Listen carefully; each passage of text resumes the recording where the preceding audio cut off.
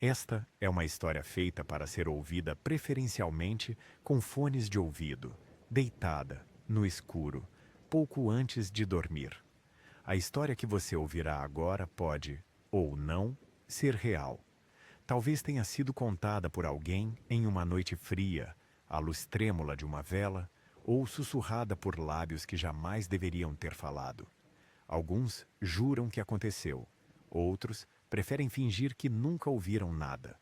O tempo apagou nomes, lugares e datas, mas certos ecos continuam vivos, rondando quem ousa escutar. O que é certo é que depois disso, você não será mais o mesmo. Então, apague as luzes, respire fundo e esteja pronto para entrar onde a razão hesita e o medo sussurra. Eu moro no condomínio Recanto do Rio há 8 meses. É um lugar calmo, um bairro tranquilo, com 3 prédios em volta de um pátio no meio, e uns 60 apartamentos no total. É aquele tipo de lugar onde você reconhece os carros dos vizinhos e sabe quem são os moradores que não se importam de deixar as luzes acesas a noite toda. Eu escolhi aqui de propósito porque parecia seguro e sem surpresas, depois de ter morado no centro por anos. Mas essa sensação de segurança acabou rápido. Eu devia ter percebido que algo estava errado quando a Laura, do bloco 2, começou a reclamar do gambá. Começou no final de outubro. Quase toda noite, ela postava no grupo de mensagens do condomínio sobre um gambá raivoso que entrava nas caçambas de lixo atrás do bloco 2. Segundo ela, ele era muito agressivo, derrubava as latas de lixo e fazia barulhos horríveis por volta das 2 da manhã. Ela passou a manter seu gato idoso dentro de casa, com medo de um confronto. No começo, não dei muita importância. Bichos que vivem na cidade ficarem mais ousados não é algo incomum, principalmente quando o inverno se aproxima e a comida fica mais difícil de achar. Mas as descrições da Laura eram estranhamente detalhadas para alguém que via um gambá da janela do segundo andar no escuro. Ele não se mexe direito, ela escreveu em uma mensagem. E é grande demais. Gambás não são tão grandes assim, ou são?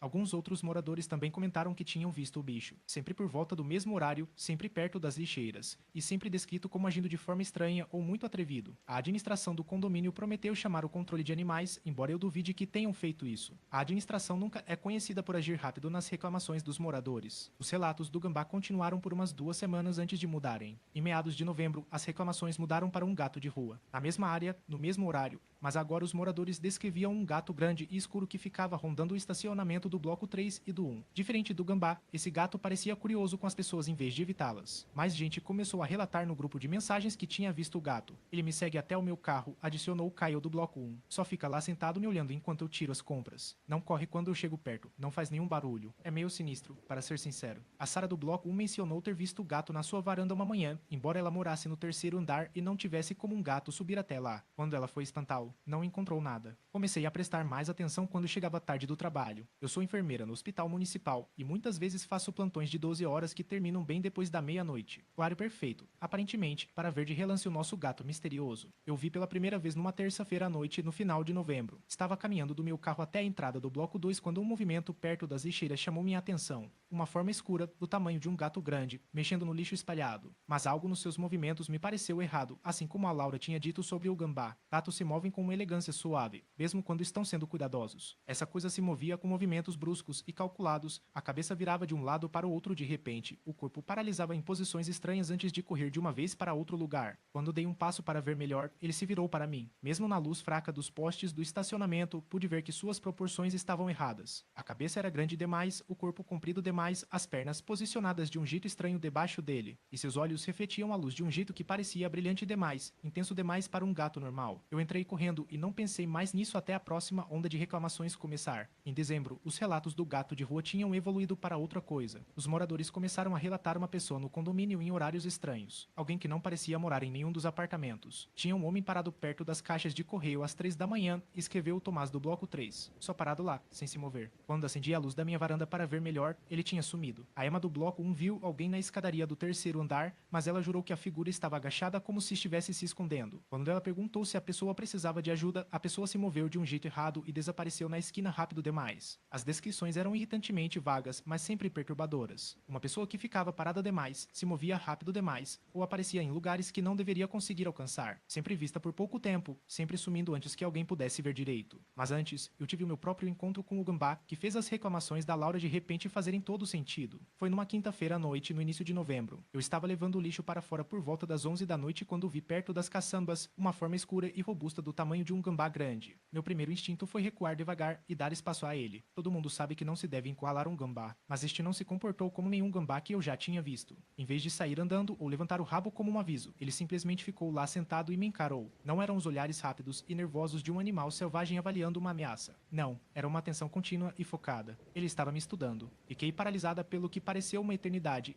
com um saco de lixo na mão, enquanto aquela coisa me estudava a uns 6 metros de distância. Sua postura estava errada, ereta demais, os ombros largos demais para a postura curvada de um gambá, e seus olhos pegavam a luz do estacionamento de um jeito que parecia brilhante demais, reflexivo demais. Show, eu disse baixinho, mais por nervosismo do que por qualquer esperança de que ele fosse embora. A coisa inclinou a cabeça ao som da minha voz, e não foi um movimento rápido e alerta de um animal reagindo a um barulho, mas um movimento lento e deliberado, como se estivesse entendendo minhas palavras. Então, sem nenhuma pressa ou preocupação com a minha presença, ele se virou e foi embora com um jeito de andar que parecia mais uma pessoa engatinhando do que um animal pequeno. Fiquei lá parada há muito tempo depois que ele desapareceu, com a pele arrepiada pela certeza de que o que eu tinha acabado de encontrar não era o que parecia ser. Os relatos sobre a pessoa começaram algumas semanas depois disso e eu tive meu próprio encontro numa sexta-feira à noite, em meados de dezembro. Eu estava voltando para casa de um plantão especialmente cansativo, com as chaves na mão, me aproximando da entrada do bloco 2. Quando fui pegar na maçaneta, notei alguém parado no final do corredor coberto. À primeira vista, parecia uma pessoa normal, de altura média, vestindo o que parecia ser roupa escura. Mas ela estava parada, perfeitamente imóvel, virada para o prédio. Não estava olhando para o celular, não estava esperando por ninguém, apenas parada ali como uma estátua. Eu parei, com as chaves a meio caminho da fechadura, e olhei bem para a figura. As proporções pareciam erradas de um jeito que não conseguia identificar de imediato. Os braços pendiam um pouco longos demais ao lado do corpo. A cabeça estava inclinada num ângulo que parecia forçar os limites de um pescoço normal. E apesar da noite fria de dezembro, eu não conseguia ver a fumaça da respiração no ar ao redor. Que diabos é isso? Murmurei para mim mesma. A coisa ouviu. O que aconteceu em seguida vai me assombrar para sempre. A cabeça da figura virou na minha direção com aquele mesmo movimento lento e deliberado que eu tinha visto no gambá semanas antes. Por um momento,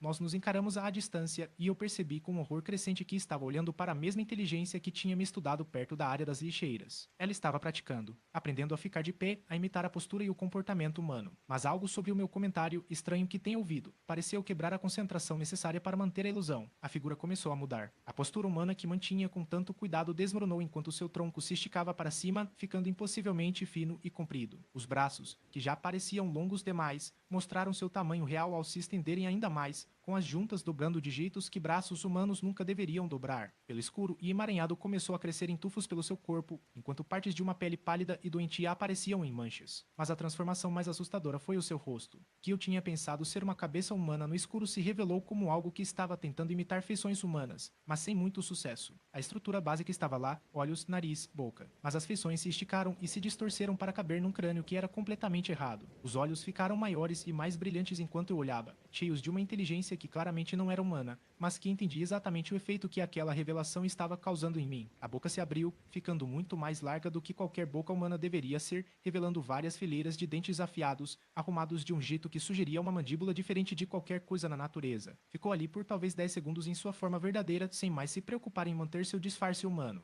Então, com movimentos que fluíam como líquido apesar de seu corpo esquelético, caiu sobre as 4 patas e saiu correndo para a escuridão entre os prédios com o mesmo andar estranho que eu tinha visto semanas antes. Eu me atrapalhei para colocar as chaves na fechadura e entrei correndo, com o coração batendo forte no peito. Pela porta de vidro, eu podia ver que o corredor estava vazio de novo, mas eu sabia que o que eu tinha visto era real. Naquela noite, quase não dormi. Cada pequeno som do corredor me fazia congelar, esperando por passos que nunca vinham. Pela manhã, eu quase me convenci de que tinha imaginado coisas que o cansaço e o estresse estavam criando horrores onde não existia nenhum. Mas eu não conseguia esquecer aqueles olhos, o jeito como eles me observaram com uma inteligência tão focada em ambos os encontros. Mas os relatos continuaram e outros moradores começaram a contar seus próprios encontros. A pessoa era vista em varandas que deveriam ser impossíveis de alcançar, parada e imóvel no pátio às 4 da manhã, ou se movendo pelo estacionamento com aquele mesmo jeito de andar estranho que eu tinha presenciado. Na semana passada, a Laura teve seu próprio encontro aterrorizante que confirmou meus piores medos. Ela estava voltando de sua caminhada noturna quando notou alguém parado perto das caixas de correio. correio. No começo, ela pensou que era outro morador pegando a correspondência tarde, mas algo na postura da figura fez parar. Estava se esforçando tanto para parecer normal. Ela me disse no dia seguinte, sua voz ainda tremendo, parado como uma pessoa, sabe? Mas os braços eram longos demais e se mantinha muito rígido, como alguém com muita dor. Quando Lauro cumprimentou amigavelmente, a mesma coisa que aconteceu comigo aconteceu com ela. O disfarce humano cuidadosamente mantido pela criatura se desfez enquanto seu corpo se esticava e se contorcia em sua forma verdadeira, aquela coisa magrela, parecida com um lobisomem, com um rosto meio humano e fileiras de dentes afiados. Eu vi o rosto de verdade, ela sussurrou. Olhou para mim como se estivesse decepcionado. Agora eu sei com que estamos lidando. Essa criatura tem nos estudado, aprendendo nossas rotinas e comportamentos, praticando diferentes formas de imitação. A fase do gambá, a fase do gato, a fase humana, foram todos ensaios. Mas ensaios para quê? Passei as últimas 3 noites em hotéis, trocando de lugar a cada noite. Não me sinto mais segura no recanto do rio, e não sei se algum dia vou me sentir de novo. Mas não tenho como quebrar meu contrato de aluguel, e uma parte de mim sabe que fugir talvez não ajude em nada, porque eu continuo pensando naqueles olhos inteligentes, o jeito como eles estudaram a mim e a Laura durante nossos encontros. Não estava olhando para nós como uma presa, estava olhando para nós como se estivesse decorando nossos rostos. Eu vi a coisa que tem nos observado das sombras do condomínio Recanto do Rio. Eu sei como ela é quando abandona seus disfarces e mostra a sua forma verdadeira, mas não consigo parar de me perguntar: quantas vezes ela conseguiu nos enganar? Quantas das pessoas pelas quais passei nos corredores ou no estacionamento eram na verdade essa criatura, depois de finalmente ter aperfeiçoado seu disfarce humano?